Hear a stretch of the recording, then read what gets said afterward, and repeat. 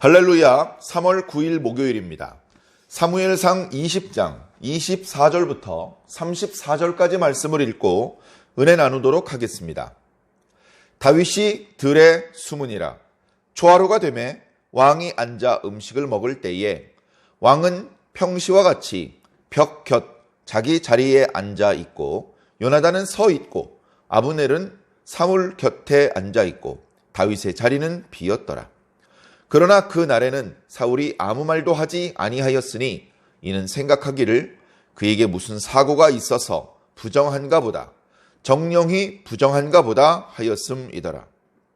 이튿날 곧 그 달의 둘째 달에도 다윗의 자리가 여전히 비었으므로 사울이 그의 아들 요나단에게 묻되 이새의 아들이 어찌하여 어제와 오늘 식사에 나오지 아니하느냐 하니 요나단이 사울에게 대답하되 다윗이 내게 베들레헴으로 가기를 간청하여 이르기를 원하건대 나에게 가게 하라. 우리 가족이 그 성읍에서 제사할 일이 있으므로 나의 형이 내게 오기를 명령하였으니 내가 네게 사랑을 받거든 내가 가서 내 형들을 보게 하라 하였으므로 그가 왕의 식사 자리에 오지 아니하였나이다 하니 사울이 요나단에게 화를 내며 그에게 이르되 패역무도한 계집의 소생아, 네가 이새의 아들들을 택한 것이 네 수치와 네 어미의 벌거벗은 수치됨을 네가 알지 못하느냐? 이새의 아들이 땅에 사는 동안은 너와 네 나라가 든든히 서지 못하리라. 그런즉 이제 사람을 보내어 그를 내게로 끌어오라. 그는 죽어야 할 자이니라 한지라. 요나단이 그의 아버지 사울에게 대답하여 이르되 그가 죽을 일이 무엇이니까? 무엇을 행하였나이까? 사울이 요나단에게 단창을 던져 죽이려 한지라. 요나단이 그의 아버지가 다윗을 죽이기로 결심한 줄을 알고 심히 노하여 식탁에서 떠나고 그 달의 둘째 날에는 먹지 아니하였으니 이는 그의 아버지가 다윗을 욕되게 하였으므로 다윗을 위하여 슬퍼함이었더라. 아멘. 점점 상황이 고조되고 있죠. 이미 어저께, 그저께, 그 전날 이렇게 우리가 묵상할 때에 그때 이제 마지막으로 사울이 다윗에게 창을 던지고 다윗이 그것을 이제 피해서 도망갔죠. 벌써 이제 그때 도피가 시작된 겁니다. 그 이후로는 정상적인 자리에서 다윗과 사울이 이제 마주할 수 없게 된 것이죠. 여러 차례 말씀드렸지만 처음에는 집으로 도망갔죠. 전령들을 보내서 죽이려고 했을 때에 미갈이 눈치채고 그를 광주리에 달아서 몰래 집 밖으로 도망갈 수 있게 해주었습니다. 그리고서는 라마로 갔죠. 사무엘 선지자가 있는 곳으로 갔습니다.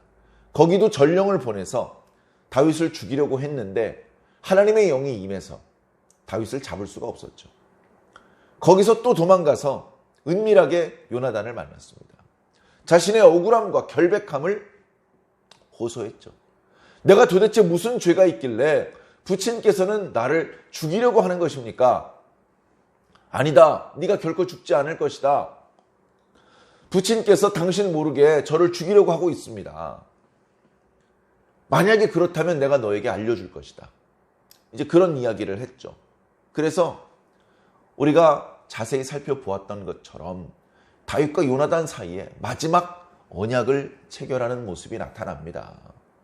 내가 우리 아버지가 너를 죽일 의도가 있는지 그렇지 않은지를 확실하게 확인을 해서 너한테 알려주지 않는다면 하나님께서 나에게 벌을 내리기를 원한다.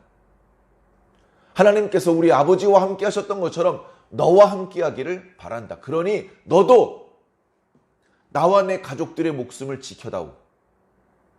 너도 나와 내 가족들을 향한 인자를 영원히 끊어지지 않게 해다오. 그렇게 부탁을 했습니다. 요나단은 하나님의 뜻이 부친 사울 그리고 본인 요나단에게 있는 것이 아니고 아직은 아무 힘도 능력도 입장도 되지 못했던 다윗에게 있다는 사실을 분명히 압니다.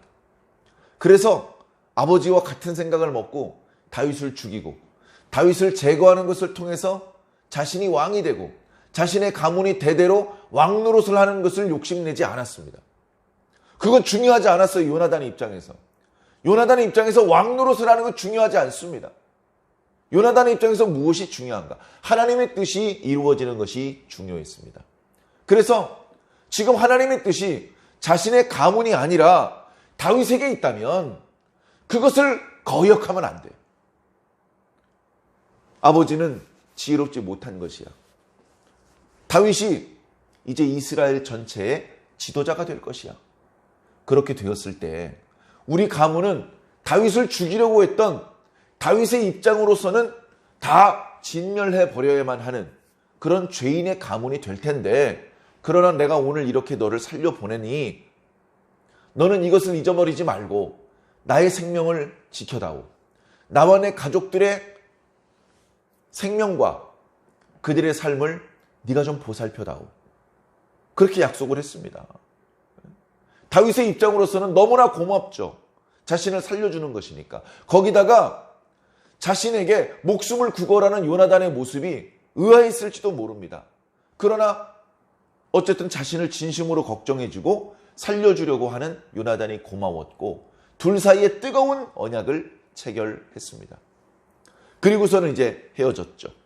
오늘 말씀에 보니까 다윗이 들의 몸을 숨겼다고 그렇게 말씀하시는 것으로 시작합니다. 이건 다 요나단과 미리 약속된 것이죠. 들에 숨어 있다가 내가 초하루 축제, 보통 첫째, 둘째, 셋째 날까지 제사를 드리고 그리고 왕과 신하들이 함께 식사를 하는데 상황을 지켜보고 있다가 왕의 뜻을 알게 되면 너에게 이러이러한 방법으로 알려주겠다. 자, 그렇게 미리 약조가 되어 있던 것이죠. 그래서 다윗은 들에 숨어 있고요. 드디어 초하루 날이 되었습니다. 오늘 본문 말씀에 다 표현되고 있지는 않습니다만 낮에 아직 환할 때 하나님 앞에 초하루 제사를 드립니다. 초하루 제사를 드리고 바쳐진 제물 중에서 이제 요리를 해가지고 그걸 이제 저녁 식사 자리에 왕과 신하들이 함께 식사를 하는 것이죠. 그 식탁의 자리를 자세히 묘사하고 있습니다. 사울은 평소처럼 벽 곁에 있는 자기 자리에 앉아서 먹었다. 이것만 봐도요, 사울의 심리가 이렇게 느껴집니다. 뭐냐 하면 등에 벽이 있어요. 등에. 다시 말해서 자기 뒤에서 자기를 공격하는 건 불가능합니다. 가장 안전한 곳 그 벽을 딱 등지고 앉아서 먹는 것이죠. 그리고 가장 믿을 수 있는 아들 요나단은 같이 식사하지 않고 옆에서 마치 호위무사처럼 서 있습니다. 또 왕이 필요한 것들을 갖다 주기도 하는 그런 비서처럼 가장 믿을 수 있는 아들이 옆에 서 있고, 그리고 왕 좌우에는 장수들이 앉아 있어요. 한쪽에는 아브넬이 앉아 있고 한쪽엔 다윗이 앉아야 됩니다. 다윗 자리가 비어 있어요. 근데 웬일인지 첫째 날에는 사울이 아무 질문을 하지 않습니다. 다윗이 없는데 개의치 않고 그냥 식사를 합니다. 왜 다윗이 안 보이느냐? 이렇게 물어보지 않습니다. 오늘 말씀에는 사울의 속마음이 나타나고 있죠. 이 녀석 무슨 사고가 있나 보다. 초하루 제사에 참여할 수 없는 어떤 부정한 일이 있나 보지 뭐. 그리고선 개의치 않고 그냥 식사를 했던 모양입니다. 그리고 두 번째 날이 되었습니다. 두 번째 날에도 다윗이 보이질 않습니다. 그러자 요나단에게 물어보는 것이죠. 물어봐도요, 다윗이 무슨 일로 참석 못했느냐 이렇게 물어보지 않습니다. 사울은 항상 다윗을 낮춰 부를 때 이새의 아들이라고 표현합니다. 야, 이새의 아들이 어찌하여 어제와 오늘 보이지 않는 것이냐? 이렇게 물어본 것이죠. 요나단은 다윗과 약속된 대로 대답을 했습니다. 예, 다윗이 저에게 청하기를 자기 성읍에서 매년제를 드리는데 그거에 이제 참여하라고 다윗의 형이 와서 명령을 내렸기에 저한테 부탁을 해주었습니다. 저는 별거 아니라고 생각하고 보내주었습니다. 그렇게 얘기를 했죠. 거기까지는 아무 일 없었습니다. 그런데 요나단이 그 말을 하자마자 사울이 버럭 화를 저지릅니다. 오늘 말씀에 보면 상당히 쌍스러운 욕을 쓴 것 같은데 성경에 그걸 그대로 옮길 수가 없었어요. 상당히 완곡하게 표현했는데도 불구하고 뭐라고 말합니까? 이 폐역무도한 계집의 소생아. 이새의 아들을 택한 것이, 그러니까 사울은 알고 있는 것이죠. 너 다윗과 한통속인 걸 내가 모를 줄 아느냐? 너 나를 택하지 않고 다윗을 택했다는 걸 내가 모를 줄 아느냐? 다윗과 요나단 사이에 마지막으로 뜨겁게 언약한 내용까지는 몰랐겠지만 평소에 요나단이 다윗과 가깝게 지내고 항상 다윗을 두둔하는 것을 알고 있었겠죠. 그거를 평소에 참고 있다가 지금 쏟아내는 것입니다. 야 임마! 정신 차려. 다윗을 편들다니 그게 너와 네 어머니의 수치가 된다는 걸 모르느냐? 그러면서 뭐라고 말합니까? 이새의 아들이 이 땅에 살아있는 동안에는 너와 네 나라가 든든히 서지 못해. 다윗은 죽여야 할 사람이야. 이렇게 얘기를 합니다. 뭐 돌려 말하는 것도 아니고 옆에 첩자도 없고 다 믿을 수 있는 사람들이 있는 자리에서 그렇게 말을 한 것이죠. 요나단이 마지막으로 한 번 더 다윗을 두둔해 줍니다. 아버지, 다윗이 뭘 했습니까? 왜 다윗을 죽이려고 하십니까? 물어본 것이죠. 굳이 죄가 있다면 왕의 식사 자리에 허락도 없이 빠진 거, 뭐 그런 정도이겠죠. 그게 죽일 죄는 아니잖아요. 그랬더니 사울이 전에 다윗에게 단창을 던졌던 것처럼 이제 자기 아들 요나단에게 던집니다. 이런 멍청한 놈, 철없는 놈, 말도 안 통하는 놈, 뭐 이제 그런 감정이겠죠.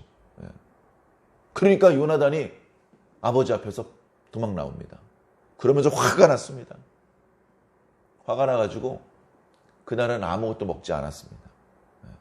그리고 자기 아버지가 다윗을 모욕했기 때문에 이새의 아들이고 뭐 어쩌고 저쩌고 했기 때문에 불쾌해서 다윗을 위하여 슬퍼하였다. 이제 그렇게 기록하고 있습니다. 어떻습니까, 여러분? 다윗은요, 자신을 죽이려는 사울과 자신을 살리려는 요나단 사이에 있습니다. 물론 지금 들에 숨어 있죠.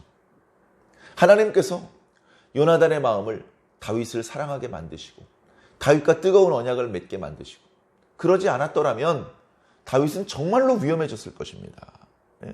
요나단이 다윗을 속인 것이라면 다윗은 이제 곧 죽습니다. 그러나 하나님께서 다윗에게 당신의 뜻을 두시고 그를 지켜주고 계신 것이죠. 말씀을 보면요, 사울도 하나님의 뜻이 다윗에게 있음을 알았습니다. 요나단도 하나님의 뜻이 다윗에게 있음을 알았습니다. 그런데 한쪽은 극렬히 하나님의 뜻을 저항을 합니다.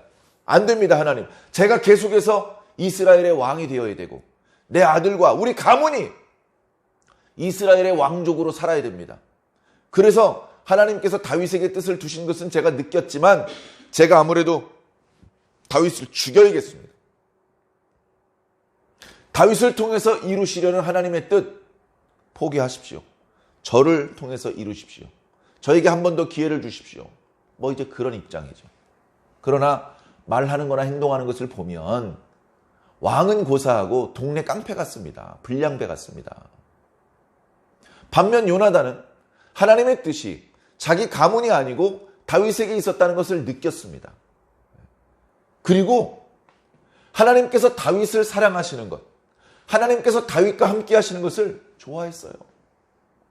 야, 정말 다행이다. 하나님께서 너와 함께하고 계셔. 야, 정말 기쁘다. 하나님께서 너를 통해서 일을 하려고 하셔. 내가 너 도와줄게. 하나님의 뜻을 알지만 한 사람은 극렬히 그것을 저항하고 방해하고 있고 한 사람은 적극적으로 하나님의 뜻을 도와주고 받들어드리고 있는 것입니다. 안타깝게도 이 두 사람은, 사울과 요나단은 블레셋과의 전쟁에서 같은 날 전사를 하게 됩니다. 안타깝지만, 자, 그러나 하나님께서는 이 장면을 기억하고 계실 것입니다. 누가 하나님의 뜻을 알면서도 거부하는지, 누가 하나님의 뜻을 알고 기뻐하고 돕고 있는지. 자, 이런 국면은 오늘 우리들의 시대에도 마찬가지입니다. 하나님의 뜻을 전혀 모르는 사람도 부지기수로 많이 있습니다. 그들은 그저 코에 호흡이 있는 육축처럼 자기 본능대로 자기 나름대로 살다가 갈 뿐이에요. 아무 의미가 없습니다. 몇 사람이나 그렇게 의미 없게 살다가 의미 없게 죽었는지 숫자를 계수할 가치도 없다고 성경은 말씀하고 있습니다. 자, 그런데 하나님의 뜻을 아는 사람들은 달라요. 하나님의 뜻을 아는 사람들이 있습니다. 그런데 하나님의 뜻을 아는 사람들 중에서도 그 뜻을 기뻐하고 그 뜻에 참여하고 그 뜻이 이루어지기를 도와주는 그런 동역자, 하나님 편에 서는 자들이 있고, 하나님의 뜻을 알면서도 받아들이지 않고 게으름을 피우고 거절하고 거부하고 그런 분들이 있는 것이죠. 하나님께서 모르시겠습니까? 다 알고 계십니다. 지금은 하나님께서 말씀하지 않고 계시고, 지금은 하나님께서 당신의 손을 세상에 뻗지 않으시지만 영원히 모르시겠습니까? 영원히 아무 말씀 없이 영원히 손을 뻗지 않으시고 그냥 넘어가시겠습니까? 전혀 다른 결과를 만나게 하실 것입니다. 오늘 우리는 먼저 하나님의 뜻이 무엇인지 정확히 알아야 됩니다. 그리고 그 하나님의 뜻을 깨닫고 그 뜻 안에서 그 하나님의 뜻이 이루어지기를 바라는 마음으로 그 뜻이 이루어지는 것을 도와드려야 됩니다. 하나님이 무능해서 우리의 도움이 필요한 것은 아니지만 우리가 그 뜻을 깨닫고 기뻐하고 도와드리는 과정에서 우리도 복을 받는 것입니다. 우리도 구원을 받는 것입니다.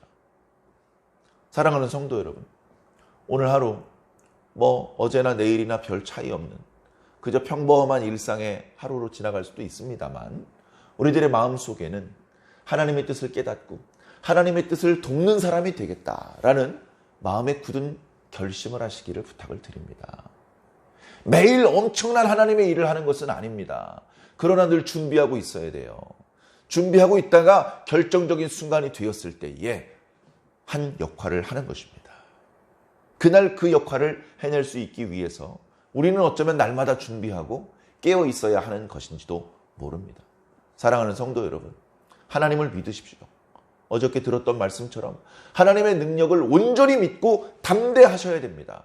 그리고 그 뜻이 이루어지기 위해서 최선을 다해서 순종해야 되고 충성해야 됩니다. 그리고 하나님께 감사해야 되죠. 오늘 하루도 그렇게 감사로 마무리할 수 있는 행복한 하루가 되시기를 예수님 이름으로 간절히 축원합니다. 아멘.